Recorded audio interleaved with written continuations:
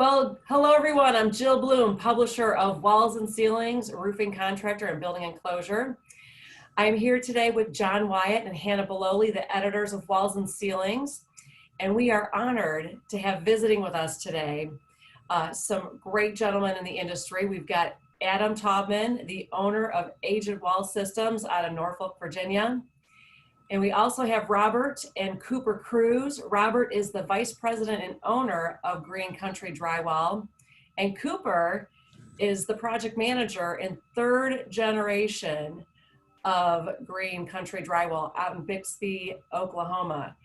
Welcome, all of you guys. We're so happy to have you here. But first I'm going to turn it over to John Wyatt, who's going to ask some questions. Thanks so much, Jill. And yeah, to both parties, welcome. Thanks so much for doing this with us. We're so excited to have you out. And for those joining us, I'm zooming out from B&P Media's Troy, Michigan offices. And it's very kind of strange to be in here. I haven't been in several months now. So I kind of want to start with you, Adam. You know, what's unique about both companies that we have joining us today is you're both cover stars from 2020. Congratulations to both of you. Adam, you're unique in the fact that we were supposed to meet in Las Vegas at the AWCI show, and then the world kind of turned upside down. So can you just kind of walk us through, like right in the midst of the COVID-19 outbreak, what were the impressions? Was there panic? What kind of plans did you guys have? Yeah, we were really excited to go to the show, and sorry we missed it. It was an exciting time because we were actually the March edition, so it was a real collision there with everything. But in the state of Virginia, we had a major shutdown. 1st of March. Things were pretty crazy. Luckily for us, the construction industry, and all construction supply was deemed essential. So in that sense, we had to continue to go to work. We continued to go to work. We never missed a beat. And I can't tell you how proud I am and how honored I am to have all the people who work at Agent Wall Systems and the people who work with us, because it was scary, it was strange, but everybody just showed up to work every day. A lot of my guys were wearing masks before it was mandated just because they were scared. But despite the fact that they were scared and despite the fact that it was weird, I was so impressed and honored how everybody just woke up every day and continued to go to work and continued to build. And I'll never forget that, my whole life, because, people didn't have to do that, but they felt that that was the right thing to do. So that was an interesting one. In later May, we were in talks with a couple different general contractors about building emergency hospital facilities. And that was crazy because if we were told to begin to build them, we were talking about 500 beds in 21 days in a temporary facility, building walls, FRP and ceilings and all this other kind of stuff. And, we were in serious talks about doing that. That was scary because, okay, I got to shut down every job and bring every person to build a hospital, an emergency hospital. Like, how does that go? Never did that before. There was a lot of first time things that we had to deal with, and they were all pretty intense and pretty scary. Luckily, I think at this point, things have settled down, but the first couple of months were quite a bumpy ride. But we had some people that caught COVID. We had workers on job sites that got it. Luckily, there was no hospitalizations and nobody was very, very sick, but there were instances where it was spread around. So, I'd say we got a taste of all of it. We were right in the headwind of this pandemic, and glad that it seems to be settling down, although it's not totally gone. I hope that the worst is behind us. Well, from the sounds of it, you guys really steered the ship well, so congrats. Now, heading on over to the Cruz family, to Robert and Cooper. So guys, we were in dialogue just as this was coming out. Meaning COVID-19. I think we started chatting late February, maybe March. And at that point, Cooper, when you and I were chatting on the phone, you're saying, hey, it's business as usual. Everything's deemed essential. This isn't the West Coast. This isn't the East Coast. We're rocking and rolling. Did anything change since, I guess, since the time your cover story came out. Like, what's gone down? Since then, I wouldn't say nothing really. I'd say there was probably a month period, maybe April, where there wasn't a huge urge to get stuff done, but we were still being consistent with our work and being productive. And now, through June, things has definitely started to pick back up, and that kind of urgency to get stuff done has come back. So I'd say since we first talked and since the magazine article came out, there hasn't been a huge change besides more of just the urgency to get stuff done. In the time where like there was mass chaos and everything, there just wasn't that urgency to, hey, go and push production. But now coming out of June into July, that I've noticed that the urgency level of all the contractors has kind of stepped back up to where it was at the beginning of all this. Yeah, it seemed like catch up. Yeah. Yeah, Like, I mean, in Michigan and it seems the rest of the world, it was kind of one step forward and then two steps back, because now there's again a heightened sensitivity about this resurfacing, with a vengeance. So let's hope that's not the case. But as Adam was describing, this in a strange way presented a new opportunity. Adam, I don't know if that's the right word to say that, where you had to put things on hold, but did you guys see any of that in Oklahoma, to where there were a new challenge to meet any demands for healthcare or anything like that? Well, just like Adam said, as soon as this pandemic kicked out, as soon as the corona started kicking in, everyone was in a panic, and of course, some of the jobs actually shut down. Well, our main forte are churches, schools, casinos. Those are our money makers, and those are the first three things that actually shut down.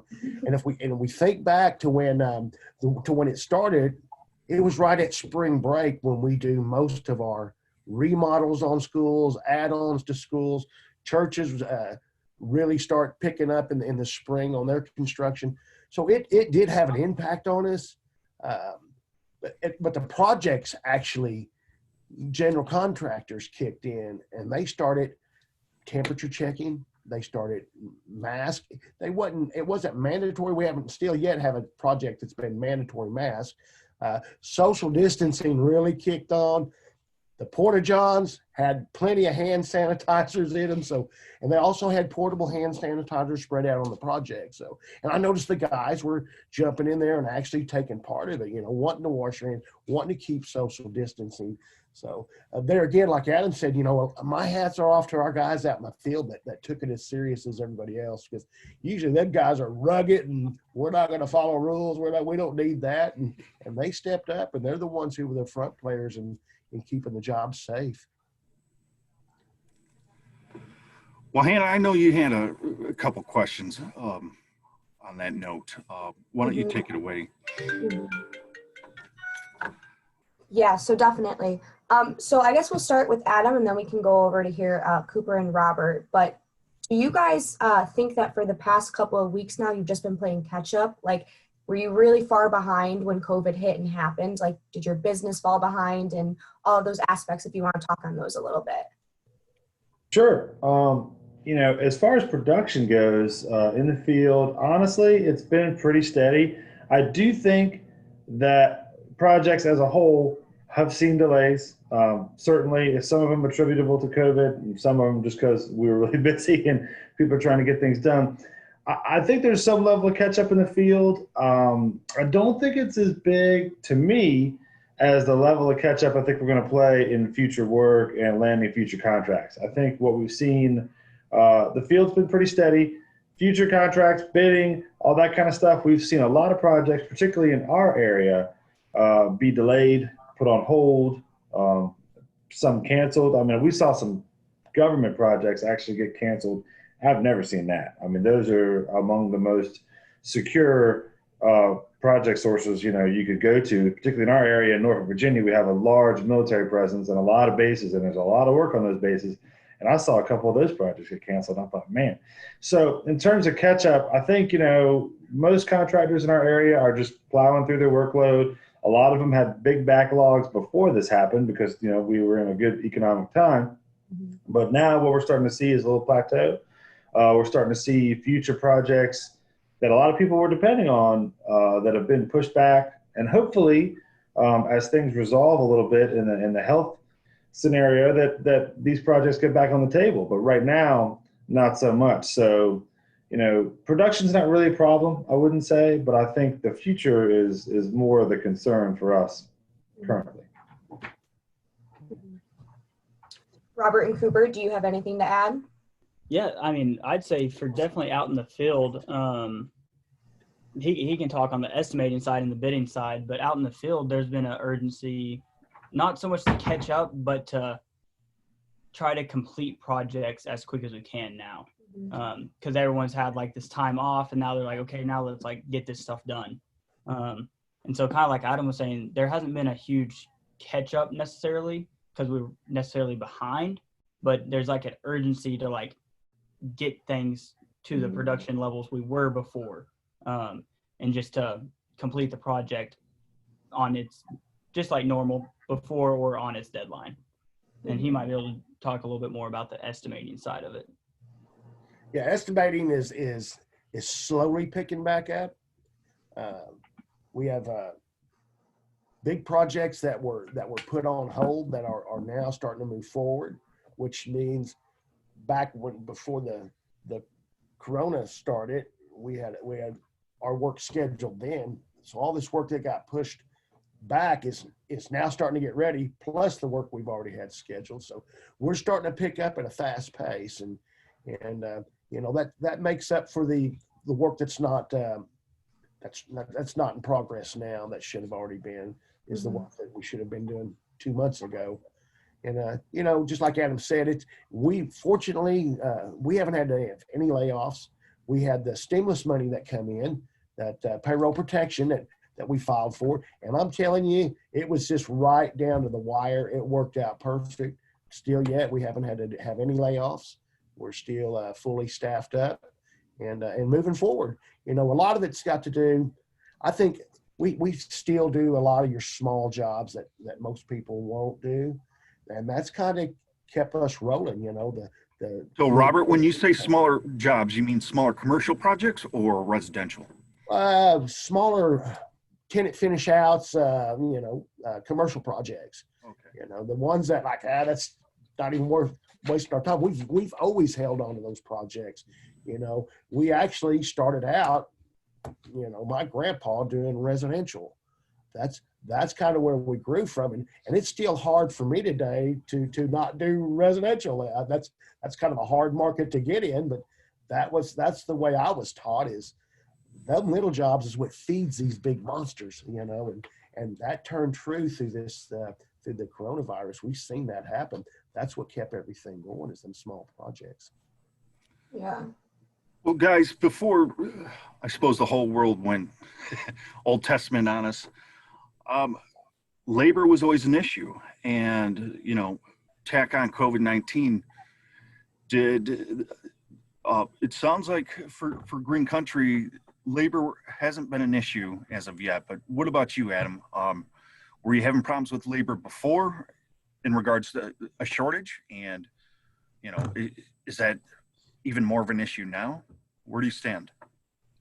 Well, before Corona, labor there was some shortage. For us, it wasn't really a problem. For some, you know, we were hearing that, yeah, there was a shortage of labor for certain sectors.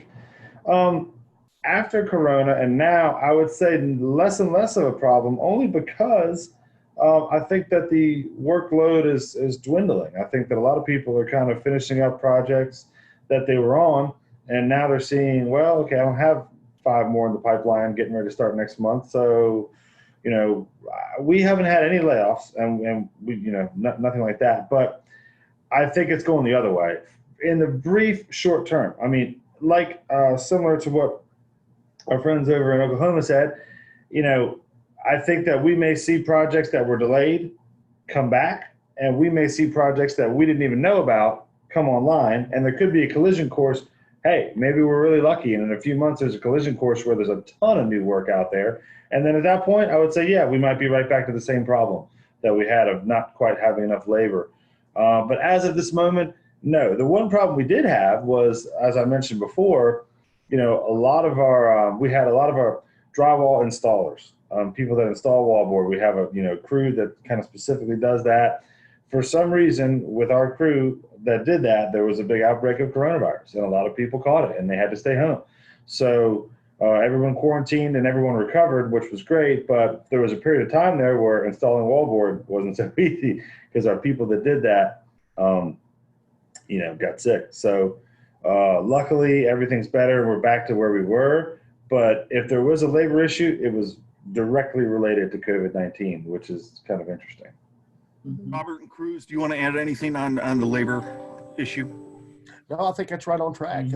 Yeah, same here. We've had that happy medium, and it's slowed down a little bit, but like I said, the smaller projects has kicked in, and we just kept on trucking at a happy medium, and it will. I see it starting right now. Our estimating side is starting to pick up. A lot of emails on needing estimates and projects bidding and invitations, so it's going to pick up. And like you said, there's projects out there we don't even know about that never hit the books back in March yet that will be coming up as well. Yeah, so I imagine that when construction did shut down, it came as this insane shock that I don't know if any of you gentlemen have ever experienced, like your entire business is being shut down for a point in time.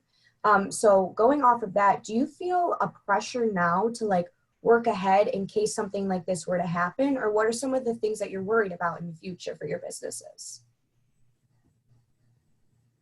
And we can start with Adam, and then we can go to Robert and Cooper.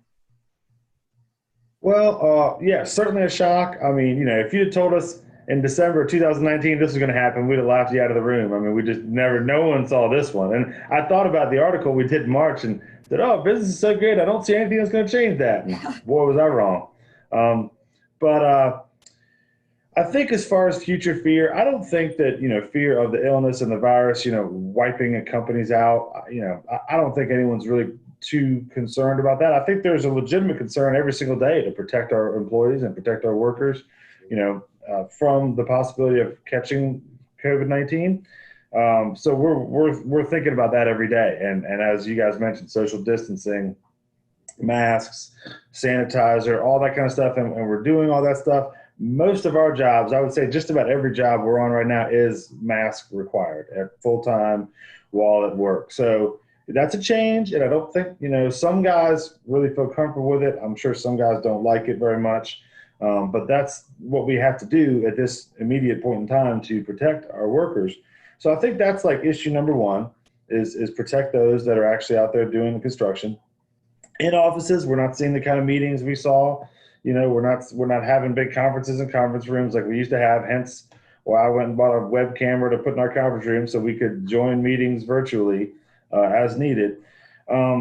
So those are the immediate concerns. Long term, I think the only concern long term is, depending on what sector you specialize in, you could see changes in that sector. I mean, obviously, the retail sector has been battered. It was battered before COVID. I think COVID is like a death blow for a lot of big retail stores. So what happens in retail? Who knows? I mean, does that market really get pushed almost to nothing? Commercial office building, so many people working from home. What's going to happen to commercial office buildings? Are they going to be vacant? Are they going to downsize? Are they not going to build new ones? It's a thought.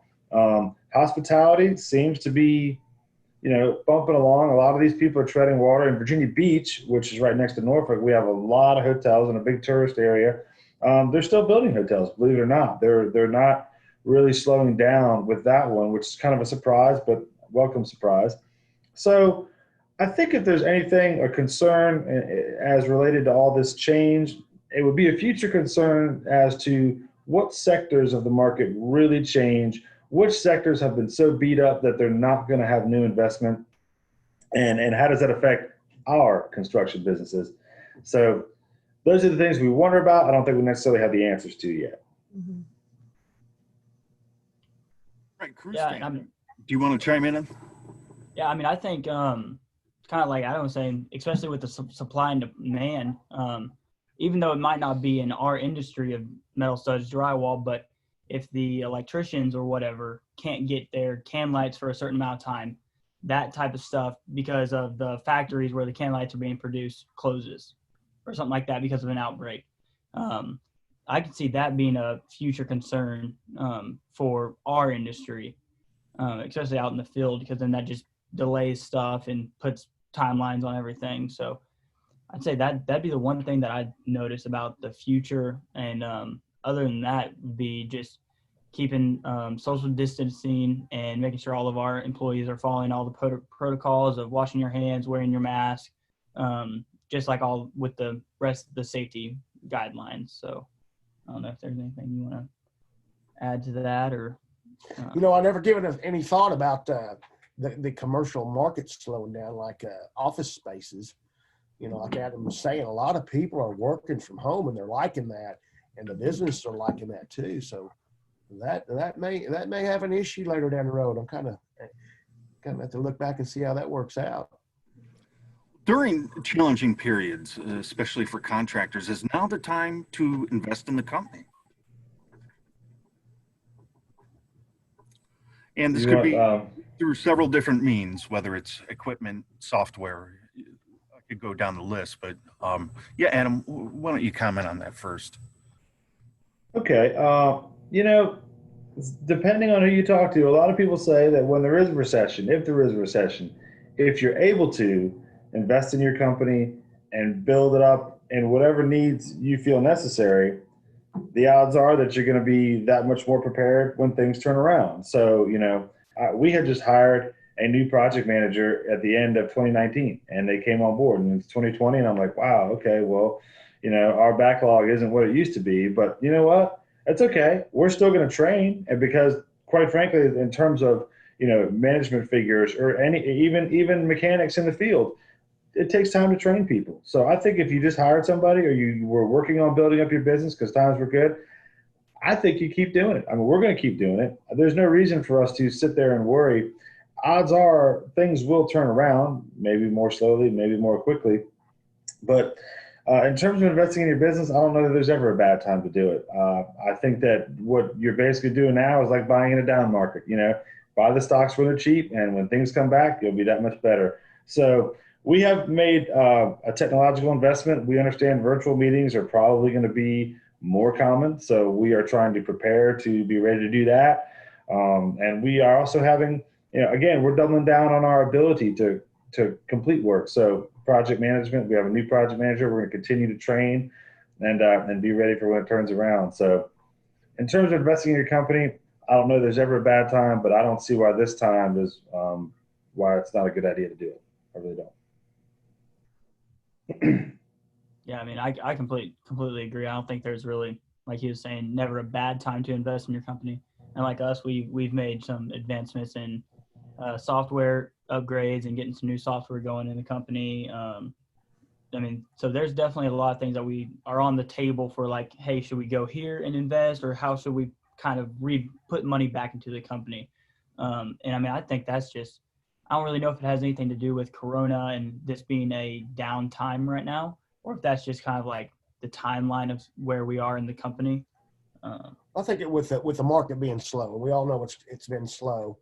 That gives us time to do things like that. It gives us a little time to back up and think about things like that. We are interviewing right now for a new another estimator. We're upgrading our takeoff software, our estimating side of it, where it will also incorporate with our field management, our foremans. So it's actually, we're getting live numbers as far as production. We're getting live numbers that we can coordinate back with the estimating on a daily basis. So those take time, and you can't just rush in and do those things. So it's worked out really good for us to invest right now. Just not that it's a cost savings, but it's the time that's important, that you can sit down and train these guys without having a general contractor screaming to get your estimate out or more manpower. So it's given us a little breathing room and allows us to focus a little bit more on the company, and also coming up with a plan that makes us a little more resistant to any kind of a downfall like this again. You know, we can gear up and come up with different game plans. Mhm. Amen. Well said. Absolutely. And guys, as we begin to wrap this up, you know, I think Hannah, Jill, and I can all say, wow, we're really proud of you guys, and we're real honored that you were able to be cover stars. I mean, I can't think of two companies more deserving, especially after this dialogue. It just kind of confirms why we, you know, wanted to be in dialogue with you in the first place. So, you know, I'd both like you guys to end. Both parties are certainly positive people. So tell us some good news about 2021. What's your forecast there? I guess I'll go ahead and go first. Well, I think 2021, if the stars align like we hope they will, I think that there's been a depressed demand in 2020 because of all this. And I think in 2021, we're going to see work that has been postponed come online, and the work that was already going to be 2021 work come online. So it is possible that, you know, much like it seemed to be in 2000, late 15, 16, 17, when you had a kind of quiet demand for a long time, and then you had a real rush of new work. I think the same thing may happen in the short term in 2021. I'm hoping that, you know, it's just gangbusters. I mean, if, you know, we get a little good news and the health situation kind of calms down, there's a lot of projects and a lot of people that wanted to do things that couldn't get them done in 2020, and they're going to really want them done in 2021. And if that happens, you know, we're back to rocking and rolling. So that's what we're hoping for, and that's what we have our fingers crossed for. And, you know, there's no reason not to think that it couldn't happen. So that's what we're here every day, just waiting for it to happen. Amen. Well, and we're looking the same way. I feel our margin's going to pick up greatly. Our workload's going to pick up. Profitability is going to be good. With this being an election year, that's going to play a big part on what's going to go on. But the way it's looking, I feel we got a lot of catching up to do. I think America's ready for a big change as far as workload, construction, new projects, even new materials, even the new materials and equipment and stuff that's out there is going to start taking a big change in the way we do things. But looking forward to moving forward. Looking forward to having manpower issues again. How about that? That's always a good thing, you know. It's kind of a struggle, but I feel it's coming the same way, and we look forward to moving into 2021. Mm-hmm. Absolutely. Well done to both parties. I mean, yeah, as Adam said, you guys seem to be rocking and rolling. So, you know, keep that quality up, and, you know, certainly touch base with us the next 6 months. Let's kind of brief over and see where we're at. I mean, because it's, you know, like you said, there's going to be a new election. Certainly things could change in the next 6 months. You know, none of us got that crystal ball. So I'd like to see your point of view, you know, that time from now. So Jill, do you want to add any statements? Sure. You know, I do want to come back to you, Cooper, for a second. First, I want to say congratulations. I know it's been about a year. You mentioned that you just about a year ago you graduated from college. Yes, ma'am. And I think it's so cool that you're third generation in this family business. And Robert, you might be able to answer this as well for Cooper. But Cooper, what do you think has been your biggest contribution since you've been there full time? I'm assuming you probably did some things before you went off to college. Yeah, here and there. Right. But what do you see as your biggest contribution so far? Now that you've been involved with the company for now a little bit over a year. I'd definitely say the biggest thing that I've brought into the table would be a young mindset, really, because he's stuck in his old ways. And so with me, I'm able to maybe we should try to do this way. And a lot of it's just management skills and even technology, like just from how I run my spreadsheets compared to how he runs his. I think that's the biggest contribution that I've brought in is just a different mindset and a different field of view compared to what he's done for 40 plus years. Well, the biggest thing that I'm looking back and seeing what he's bringing to our company is he is the first college degree crews that's come into the company. Oh, that's awesome. My grandpa, my dad, they were brought from the field up, and as me, I was brought from working out and sweeping, picking up scrap sheetrock, metal studs, all the way up to now being the owner of the company. So he's the first, like I said, he's the one that's bringing that new technology, that new education into our company, and adventuring out into new software, new techniques. That's, like I said, I'm used to rolling out the plans and doing it the old highlight them and do it on a little notepad, but he's setting things up and making them more transparent, more easier to follow, and it also involves our guys out in the field as well, which is pretty important nowadays. That's where our biggest loss is in production, and not so much in materials. So we can monitor that as we go. Mm-hmm. Well, that's really cool to hear, Cooper and Robert. I appreciate it. Well, I can tell just from listening to both of you guys, both Adam and Robert and Cooper, it is clear that you guys have incredible leadership in your company, because if you've had crews showing up, all your employees showing up to go to work and just be loyal to your companies, that's hats off to both you guys for running some really incredible companies. But I'd like to say thank you very much again for you guys joining us. I want to thank for all the listeners, the watchers for watching today. If you do need to reach any of us, please go to wconline.com and click on the Contact Us page. You can reach out to any of us. Tell us your stories, what's going on at your companies as well.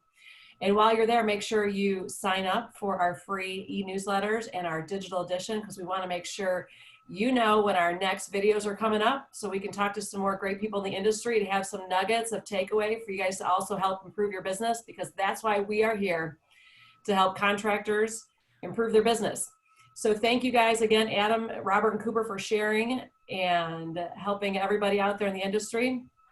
And we look forward to seeing everybody watching next time. Take care, and everyone stay safe and healthy. Thank you. Thank you. Thank you. Thank you.